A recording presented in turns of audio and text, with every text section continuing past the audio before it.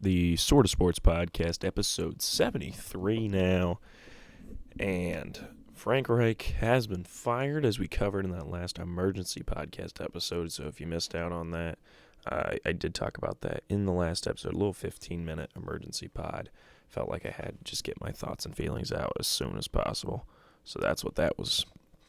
And then on top of that, I made a video on a new channel. I'll link that below. It's just my own channel.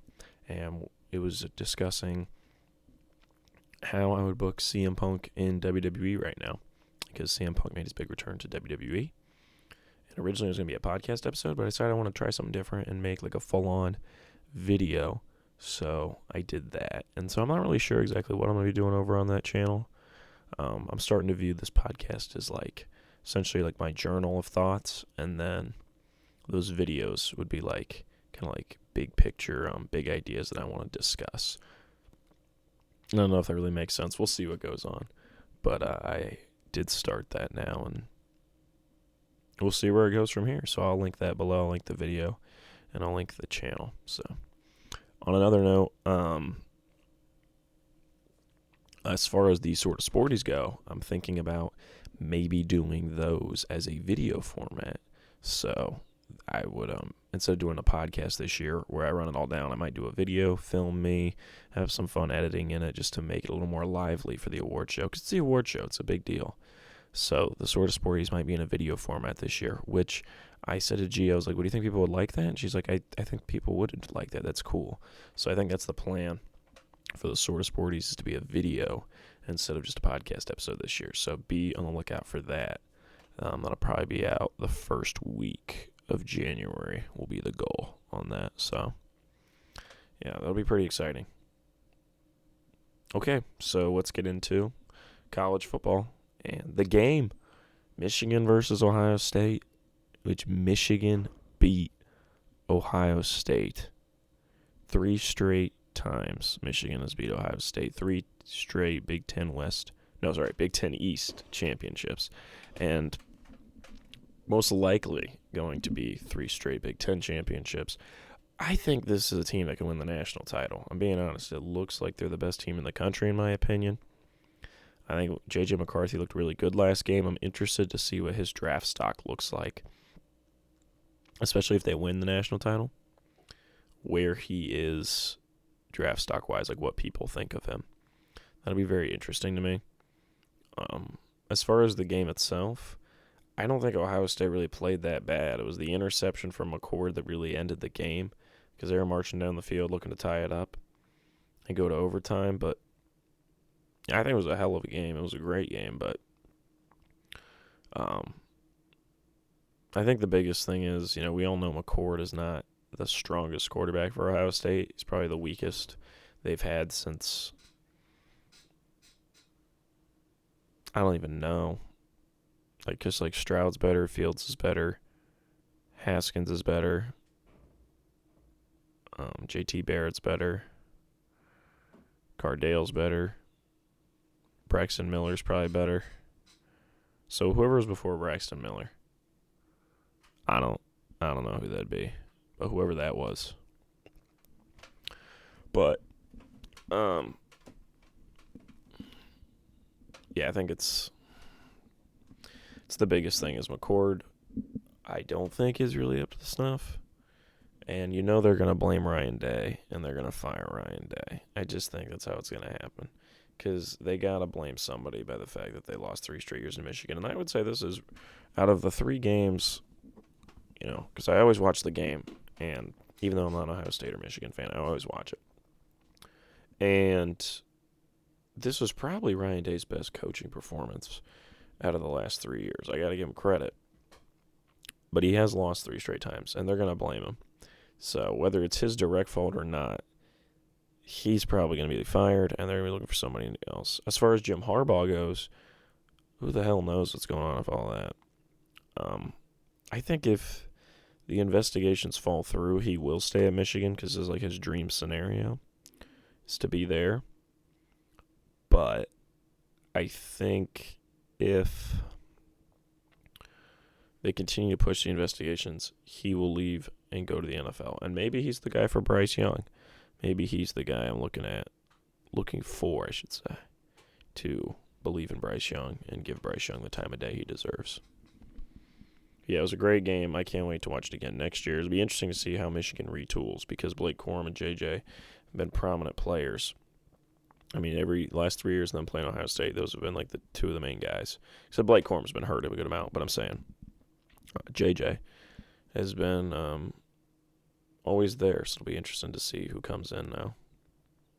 So now we're going to do conference championship game picks. We're going to go through the Power 5 conferences, and I'm going to pick the winner.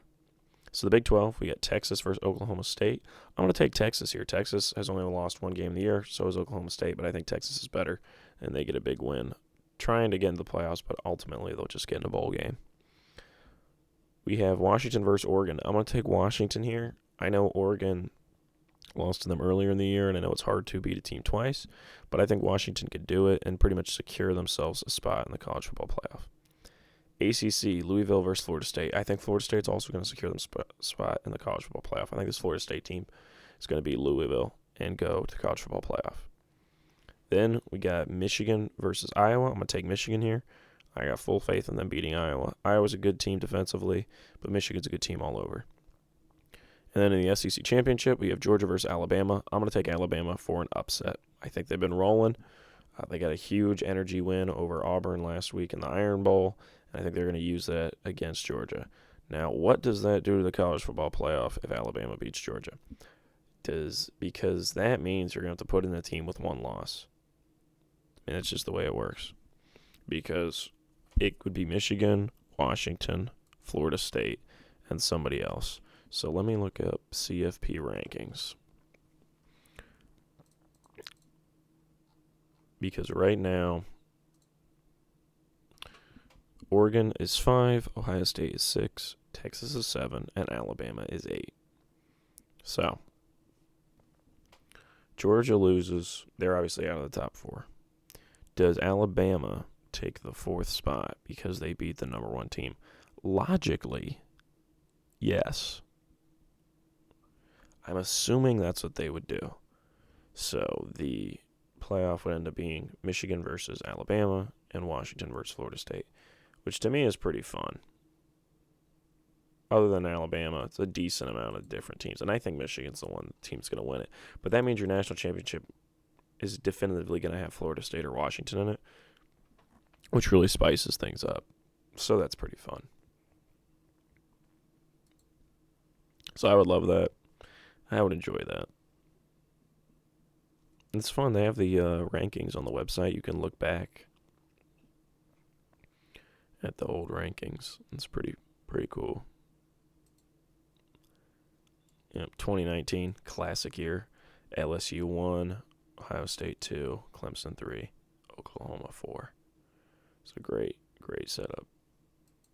2018, not as fun. Well, the Baker Mayfield Oklahoma team was fun. Cool. All right. Yes, that's all my conference picks. And I think that would put Bama in the college football playoff, which I honestly think this Bama team is better than this Georgia team. This Georgia team is Brock Bowers, which is really impressive. But other than that, I don't think this Georgia team is that great. I think Florida State and Michigan are like the 2 best teams in my eyes.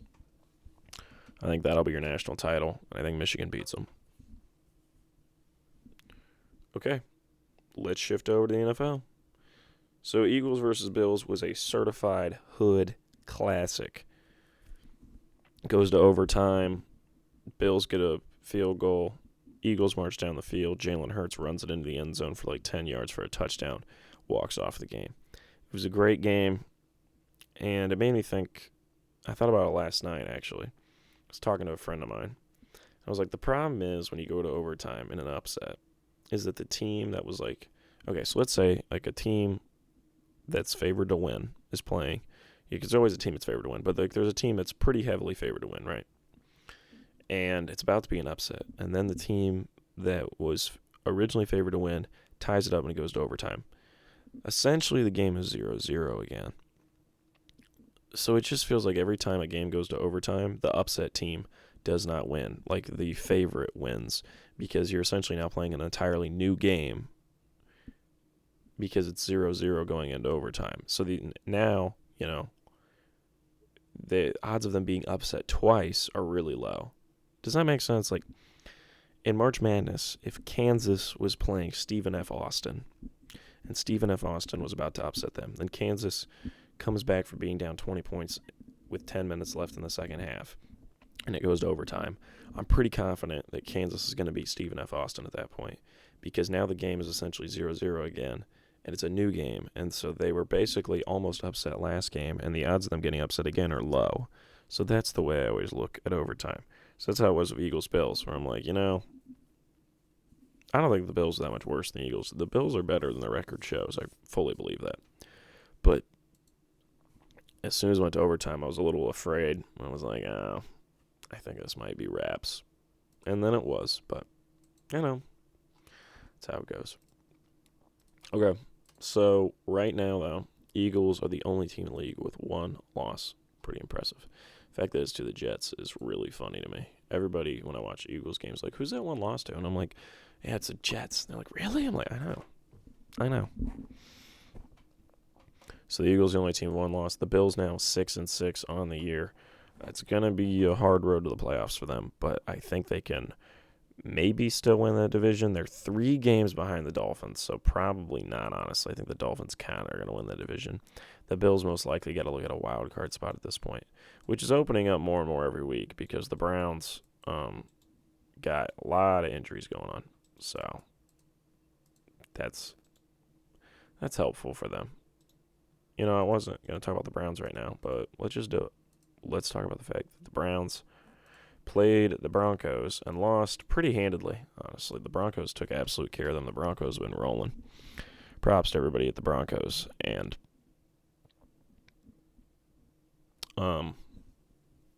DTR goes down, Myles Garrett goes down, Amari Cooper goes down. So now their backup quarterback has went down, their best receivers went down, and their best player, period, has went down, Myles Garrett. I'm assuming Myles will be back. He's a beast. I'm assuming he'll be fine. But as far as everybody else is concerned, this Browns team has really got to think about the fact that they most likely aren't going to make the playoffs if they don't have, if anybody else gets injured, this team, it's probably over for the team. Now, I will say going forward, they do have a pretty easy schedule. Like, I actually have to admit, their schedule is not hard at all. So this week, they play the Rams, which is going to be not an easy game, but I could see either team winning. And they play the Jaguars. I don't think the Jaguars are that good, but they'll probably beat the Browns. Then they got Bears, Texans, Jets, Bengals. Really, the only team that I expect them to lose to for sure is the Texans. You can argue to me that the Bengals are going to get an upset because they didn't look that bad against the Steelers. And you could argue to me that the Jets will, but realistically, the Browns should only really lose to the Texans and Jaguars going forward. Rams is a little bit more of a toss-up, but other than that, they really should only have 2 more losses on their record. So right now, they have 4 losses, so if they only lose 2 more games, 6 losses, 11 wins is probably good enough to get into the AFC wildcard. I think 11 wins is probably the cutoff. Maybe 10 wins is the cutoff. So the Browns still have a decent chance to make the wildcard, even though I don't think they're better than the Bills. They might be in the wildcard and the Bills aren't, which is just really odd. As far as the other spots in the wildcard, it'll most likely be Broncos and Texans. I know the Texans only have I know the Bills are 6-6 and the Texans are 6-5, and I'm saying, Texans should make it. But I think this Texans team is really good, plus their schedule is not that bad going forward. Jets, they can beat. Broncos, they play this week. That'll be a good game. That's the marquee matchup for 1 o'clock, actually. And then the week after that, they play the Jets. They can win. Titans, they can beat. Browns, they should beat. Titans, they should beat. Colts, they should beat. I don't actually think the Texans are going to drop another game. I think they're just going to win in the next couple games. I think Texans are a good team. So.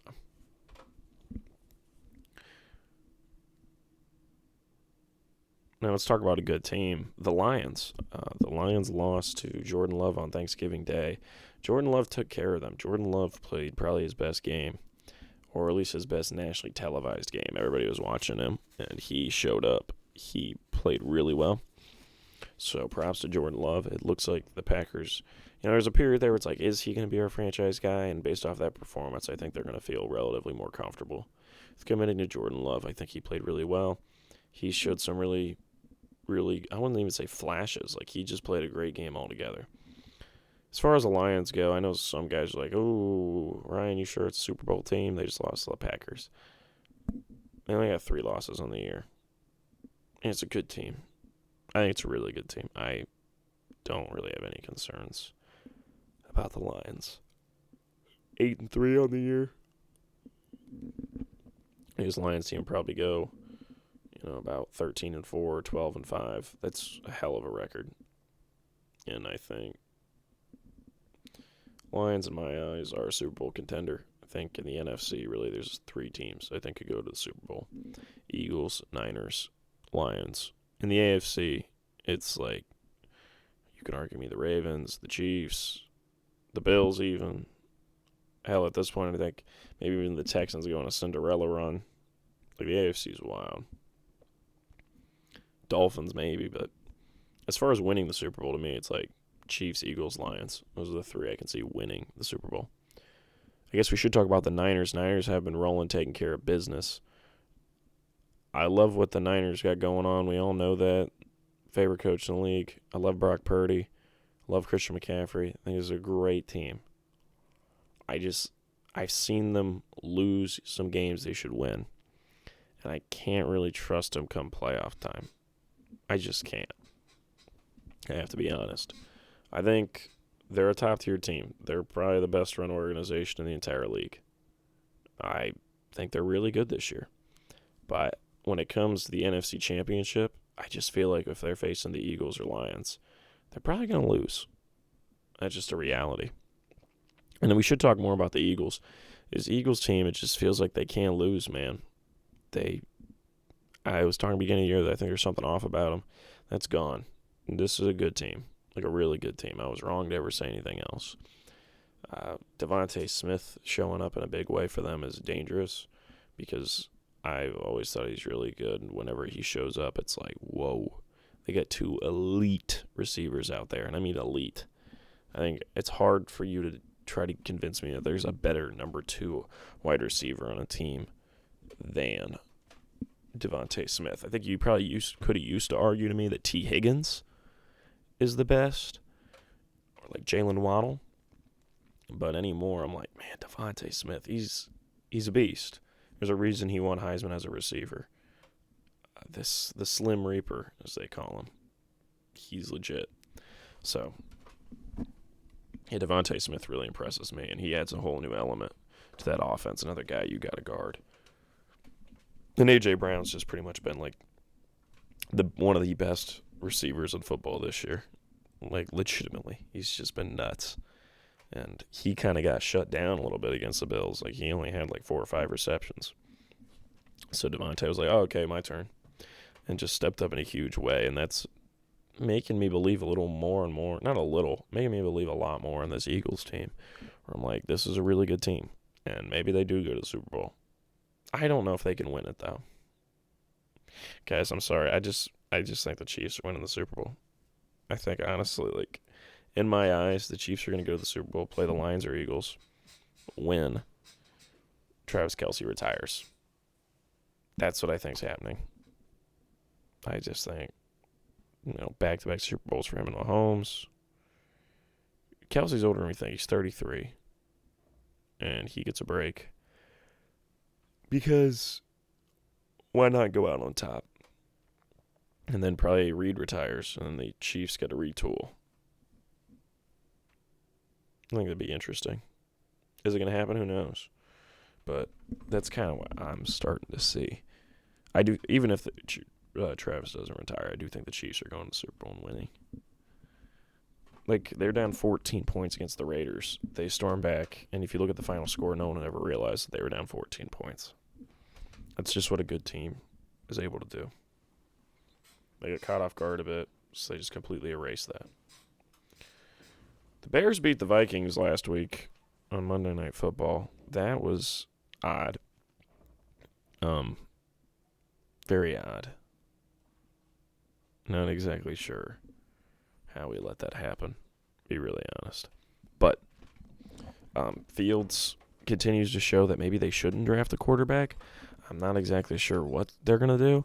I'm starting to just feel like they're going to trade him to the Falcons, and they're going to draft Caleb Williams. I think that's honestly what the Bears want to do. As far as their coaching staff goes, who the hell knows what they want to do. But I think Fields is good. But I get if you're them, you just kind of want to reset, and you want to get Caleb Williams. And that's what you want to do. I get it. But there's always the argument. You could draft Marvin Harrison Jr. number 1 overall. And there's that. I'm starting to feel like he's set to go to the Cardinals at 2. But, you could just draft him. I don't know. It'll be interesting. But I don't think the Bears are going to have as high of a pick, though, because the Panthers are about to win 6 straight games and win the division. I'm telling you, that's all we got to do. If we win every game for the rest of the year, we win the division. So, come on. Let's do it, Bryce Young. Let's do it, Coach Tabor or Tabor. I'm not sure how to pronounce it yet. I haven't heard anybody say it on TV yet. Let's do it. Let's get a huge win this week. On to the next big win. We have literally nothing to lose. And we have everything to play for because we don't have a first-round pick. We have 0 incentive to lose. Come on, Panthers. I do think the Vikings' Josh Dobbs run is kind of over. Back-to-back primetime losses. As much as I think Josh Dobbs has been playing great for them, they're most likely going to move on from him this offseason. It's going to be super interesting come this draft because there's like 7 quarterbacks that are going to be drafted within the first 2 rounds. It's like Michael Penix or Penix, however you say it, Caleb Williams, Drake May, Jaden Daniels, J.J. McCarthy, Quinn Ewers, Bo Nix, and like Jordan Travis will go in like the 4th round. Such just wild. That's 8 guys. Let's say Jordan Travis is going to go later. So 7 guys taking the first 2 rounds most likely. It's just crazy. I don't do like. Do that many teams really want a new quarterback? I don't understand what's going to happen. Because it's like, okay, so let's say the Bears draft a new quarterback and they trade Fields. And like Fields is going to be a starter for, let's say, Atlanta. Okay? So the Bears trade a quarterback. The Bears get one. Raiders want a new one. The Vikings want a new one. I just want to say, if the Vikings get like a good rookie quarterback, it's like scary hours. The team could be really good if like they got a good quarterback. Like if the Vikings like were like, you know what, we're gonna trade up and we're gonna get the 1 pick and we're gonna get Caleb Williams and pair him with his college wide receiver Jordan Addison, that would be a wild deal. An absolutely wild deal. But let's say they don't even trade up. Let's say they're just like, yep, we have the 15 pick. We take Jaden Daniels. Jaden Daniels is good. That Vikings team is like probably like a 11-win team next year, being legit. Like they could be a top-tier team in the NFC. Part of that's because of the way the NFC works, but the other part of that is like the team is perfectly set up to just get like a really good young quarterback and rock. Kind of like the Chiefs were set up really well for when Mahomes came in. It was just like, boom, put in a young QB in and let's roll. Same type of thing. So Raiders, Bears, Vikings all want new QBs. I don't really think the Titans are going to draft one. I don't think obviously the Colts aren't going to draft one. So Patriots get a new one. That's 4. Like, are the Saints going to take one? Maybe. Okay, let's say the Saints do. It's like, okay, Seahawks take one.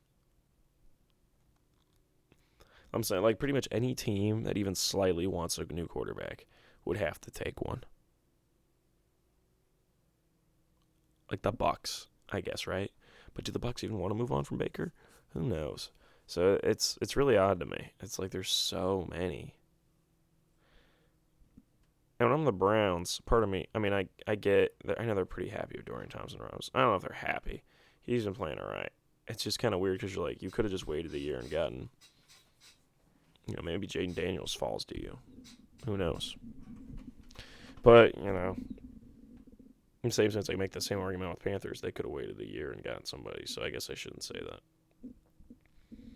Because there's the argument that the Panthers could have been bad this year and then drafted, like, Drake May or somebody. But I'm happy with Bryce. I hate as a fan, like, watching my team just be like, we're going to be bad so we can get a high pick. Because I feel like whenever you do that, it doesn't usually work out. Like, you would usually end up getting good guys, don't get me wrong. But then, like, later down the line, something goes wrong because it's so hard to change the players' and coaches' mindset from, like, hey, we used to be trying to be bad, and now we're trying to be good. Like, every team that's done that, it usually feels like it doesn't work. Like, the teams that win the most are the ones that trade down or they get, like, a steal at their draft pick. Like, the teams that are just purposely bad and consistently get top picks, it just doesn't seem to work. Like, let's look at the Jaguars. Jaguars had back-to-back number one picks. They were bad for multiple years. And, like, I don't think the Jaguars are going to win the Super Bowl. I think they're a really good team. I don't know if they're a really good team. I think they're a pretty good team right now. But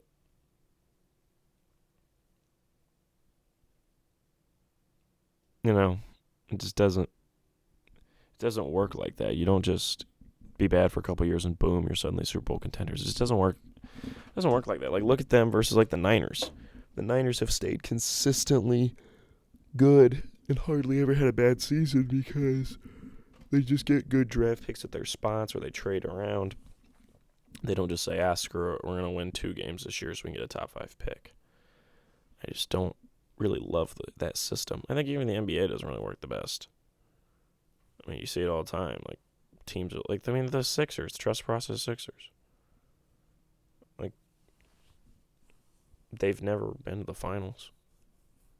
All those number one picks. Well, not all those number one picks. Back-to-back number one picks and a 3 pick before that, and yet they've never been to the finals. I think their picks were 3, 3, 1, 1. Never went to the finals. Whereas, like, the Nuggets, who I don't even think had a top 5 pick in any of those drafts. Like, they were just kind of consistently okay. They just got good picks at where they were at and worked their way through trades and other things, like getting Aaron Gordon, they just worked their way up into being a good team. And I think that's the way you do it. You just got to work your way instead of, like, just saying, screw it, we're going to be bad. All right, I'll get off my soapbox. Talk about something else.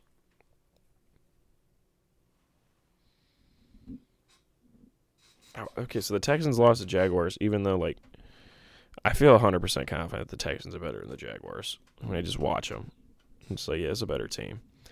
And they lost. Apparently, there were some calls that people didn't like. I didn't watch a ton of that game because I was watching the Panthers and I was watching the Steelers with my dad, so that was the 2 games I had on. But I did catch a decent amount of the Texans game. I caught, like, probably, like, half of the first half, a little bit of the third quarter, and then most of the fourth quarter, like almost all the fourth quarter. So, Ravens took care of the Chargers. I said the Chargers were going to get an upset. I don't know why I would ever say anything like that. It was funny. I was watching the game on Sunday night, and I was like, why the hell did I say that? Chargers try to make it interesting, but it was a classic Chargers loss. Close at the end, and they lose. So Steelers put up 400 yards of offense at the first game without Matt Canada. That's embarrassing. Like, come on. So, not for the Steelers, for Matt Canada. I'm just like, you get this much ridicule and made fun of, and then as soon as you're gone, they prove that it was all warranted. So that's just wild. I stand by Pickett's not that bad. Like, I don't think Big Ben was ever, like, the greatest thing ever. I know Quinn does, but I don't. And I think Pickett will be the same way. Like, he'll just be pretty good. Nothing crazy. And that's fine.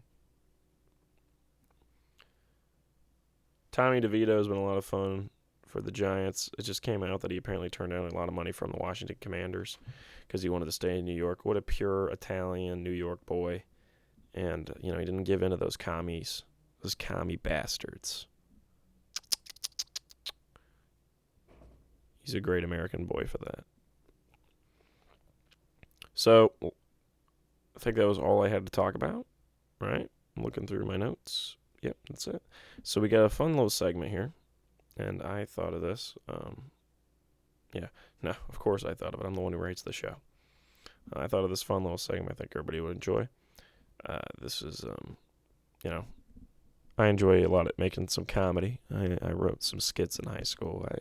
I enjoy comedy, so I thought it'd be fun to do. If the NFL was a high school.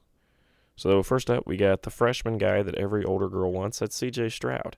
He's been killing it. He comes into the school. Everybody's like, whoa, C.J. He's super cool, super fly. And the biggest thing that's like the most attractive quality in high school is that he's new. Like he hasn't been around much, which people like. I mean, I always talk to my friends in high school. The biggest fantasy when you're like a single dude in high school is like a smoking hot girl, like a new girl moves in. That was like all their biggest fantasies, because then she doesn't like know of all the like the dumb shit you've done. So that was always the fantasy of all my friends in high school who were dating anybody. He's like, I just wish we had like a smoking hot new girl. So whenever a new girl would move in, they'd all try to act like she was like really attractive when she wasn't. It was just they had to hope. So CJ Stroud's kind of like that. He's like this new freshman guy that's come in, and all the girls are like, whoa, he's attractive, A, because he's new, and B, because he's been killing it. So props CJ Stroud. Still think he should be in the MVP conversation. It's probably like him, Hurts, and Allen. Allen kind of needed that win, though. I love Lamar, but Lamar's been having a little bit of rougher games. But he's got to be talked about. The guy who graduated, but he won't go away because he peaked in high school. That goes to Joe Flacco. Just retire. Come on, man. He's like Uncle Rico and Napoleon Dynamite. He still thinks he can go running around in the backyard. That's Joe Flacco. He's the kid that's rolling up to every homecoming game, dapping up the coaches after the game, thinking he's really cool for that, and he's like 25. What the hell are you doing?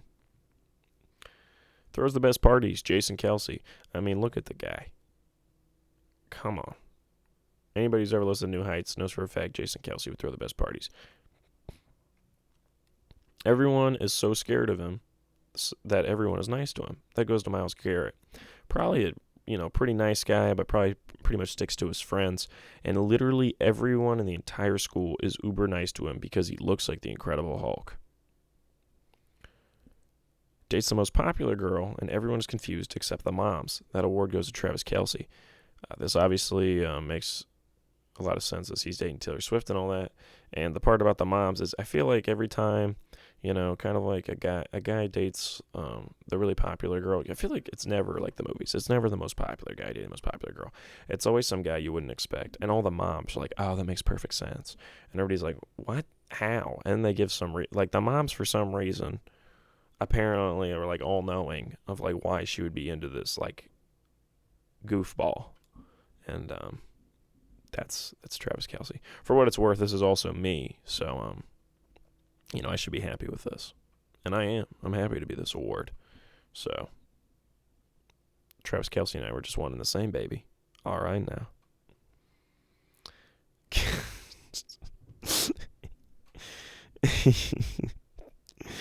Man. Okay.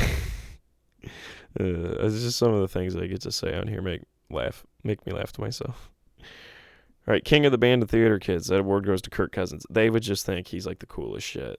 So they would all be like Kirk, and Kirk would have like his little posse of Band of Theater Kids, and he would be like the coolest guy there.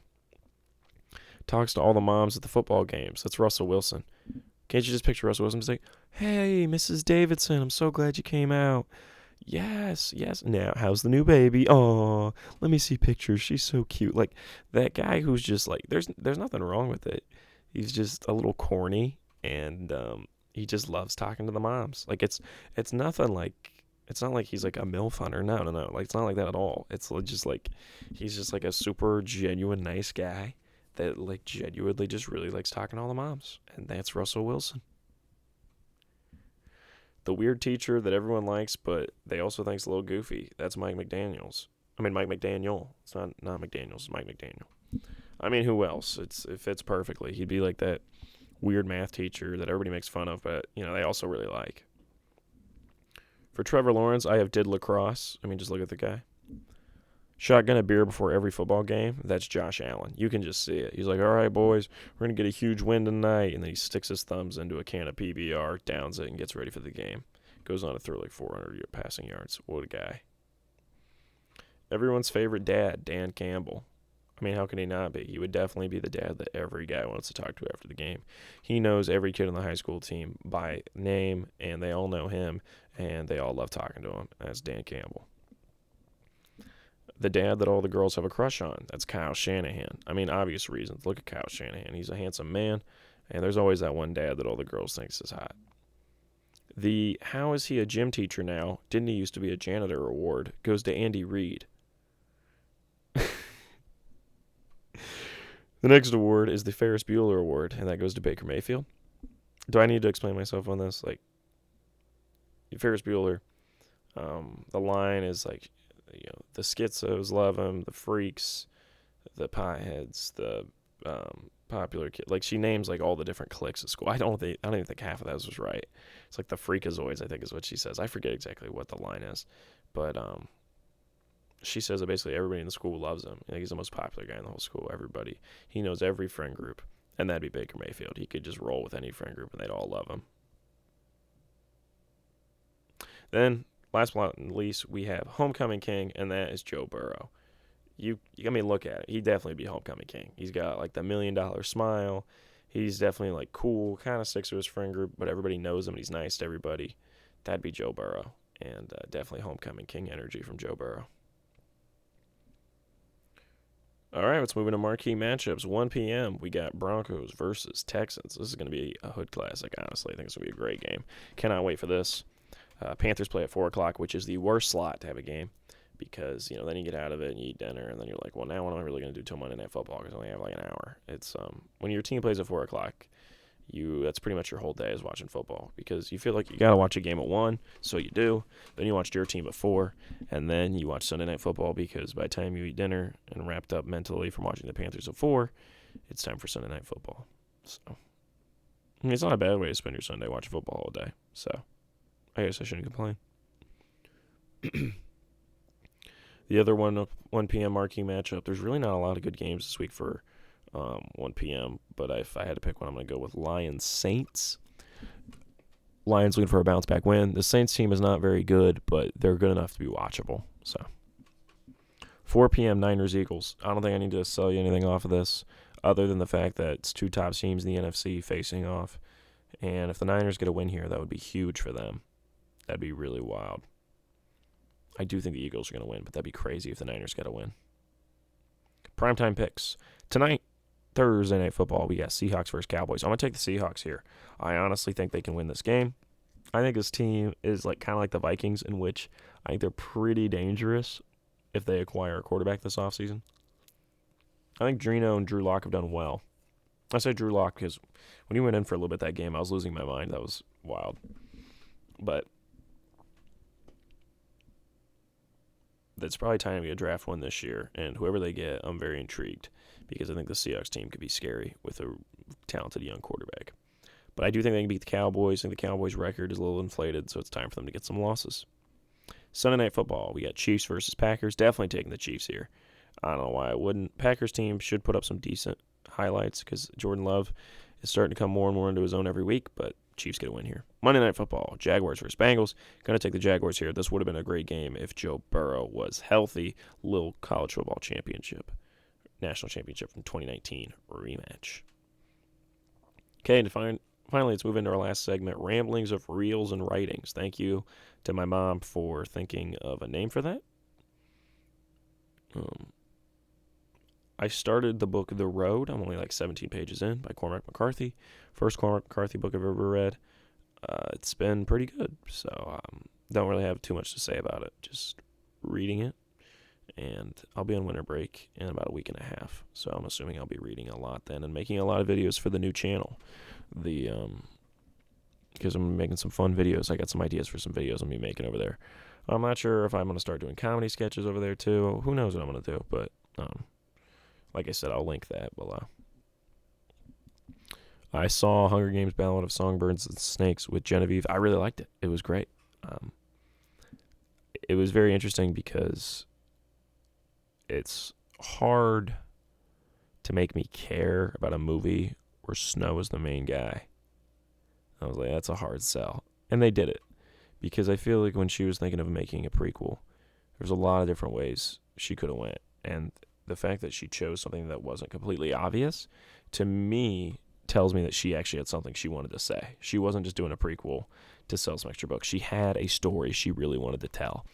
And when you watch the movie, that's very apparent, is that Suzanne Collins, when she wrote the book that this was based off of, had something definitive she wanted to say. And I give her a lot of credit on that. So, yeah.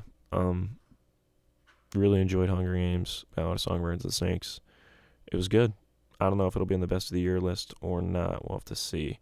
We're getting down near the end here for movies from 2023. Let me check and see if there's really anything else I'm going to see in theaters.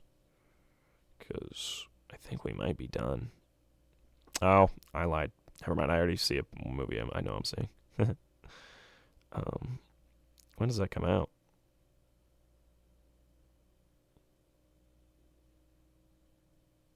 Anyone But You. Just like a straight up rom-com with Sydney Sweeney and Glenn Powell. And I will be seeing that. Hell yeah. What else am I going to see? Wonka. I think I'm going to go see Wonka.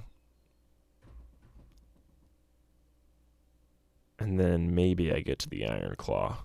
Might be able to get to the Iron Claw. Just depends on how busy I am around that time. But yeah, those would probably be the 3 movies from 2023 I'll try to get to. But like I most likely will miss one of those. And then end up watching it next year. And I'll just have to be thrown into the pool of all the movies I watched in a year, which is obviously a decent amount.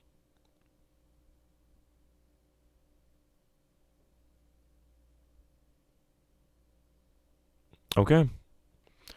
Well, I think that's it for the episode. I hope you enjoyed. I'll see you all in the next one. It should be a great week of football this week. Make sure you watch some of those conference championship games for college football. I can't wait till next year when they expand the playoff. That's going to be absolutely awesome. All right. See you all in the next one. Oh, wait. I just remembered. My guy, Coach Prime, was named Sports Illustrated Sports Person of the Year. So, props to you, Coach Prime. Love you, Dion. I can't wait to be a college football playoff team next year. I'm serious. It's going to happen. My guy, Shador, is going to kill it. All right. See you all in the next one.